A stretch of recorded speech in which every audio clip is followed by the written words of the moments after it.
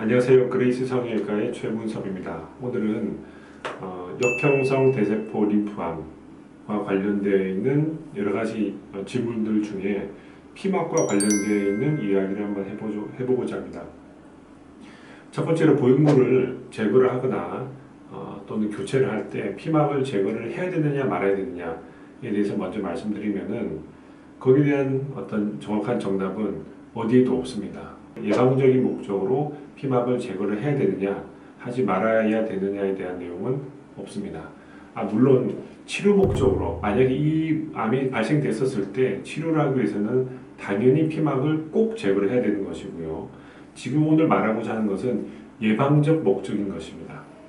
그래서 이 암은 결국에는 보형물의 어떤 표면, 표면에 대한 문제인 거거든요. 그래서 이 표면을 바꾸는 어떤 수술, 즉 보형물을 제거한다든지 또는 스무스 타입의 보형물로 바꾸면은 어떤 이 문제가 발생될 확률이 낮출 수 있다는 거죠. 물론 낮춘다는 것이 제로로 만든다는 것은 아니거든요.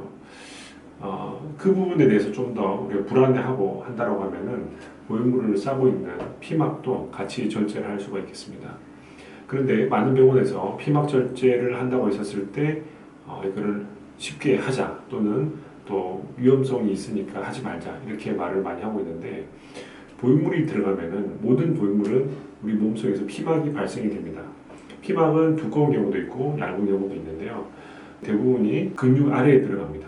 자, 그러면은 근육 아래에 들어갔었을 때 보형물을 싸고 있는 위에 있는 피막은 사실은 제거하는 게 그렇게 어렵지가 않습니다. 하지만 보형물 바닥에 있는 피막, 즉 갈비뼈와 붙어있는 이 피막은 경우에 따라서는 굉장히 단단하게 떼기 어렵게 붙어있는 경우가 많습니다. 자, 그 말은 뗄 때 발생될 수 있는 부작용이 많다는 이야기죠. 즉 우리가 이 갈비뼈 아래에는 폐도 있고요. 우리 피막을 제거하다가 잘못될 경우에는 우리가 흉곽 내로 들어가는 기흉이 발생이 되고 그럴 수도 있습니다. 그래서 피막 제거를 쉽게 적극적으로 보내드리지 않는다는 것이죠. 우리가 이 예방적인 목적이라는 뜻을 잘 알고 계셔야 됩니다. 그렇기 때문에 예방적인 목적에도 치료적인 개념을 모두 도입하는 것이 과연 옳을 것이냐, 옳지 않은 것이냐에 대한 고민과 논란은 언제나 있을 수밖에 없습니다. 어쨌든 우리가 환자의 불안감 또는 우리가 환자와 의사의 어떤 상담을 위해서 피막을 제거하자고 했었을 경우에는 보형물이 싸고 있는 이 앞과 뒷면에 피막을 제거할 때 안전한 범위 내에서 피막을 제거하는 것이 추천됩니다. 피막을 제거 안 해도 일단 확률이 많이 떨어지겠지만 불안감 또는 좀 더 확실한 그런 안전을 보장하기 위해서 피막을 제거하는데, 그럴 경우에는 위와 아랫부분의 피막을 제거할 때 안전한 범위 내에서 피막을 제거하는 것이 좋겠습니다.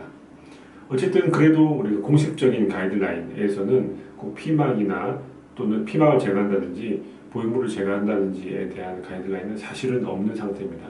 그리고 이제 궁금해하시는 것이 과연 그러면은 우리가 보형물만 뺐었을 때 피막이 없어지는지 자연적으로, 제 경험상으로는 없어지지는 않는 것 같습니다. 특히 보형물에 우리가 쌓여있는 피막이 좀 두꺼워졌을 경우에는 시간이 지나도 피막이 남아 있습니다. 사라지지는 않고요.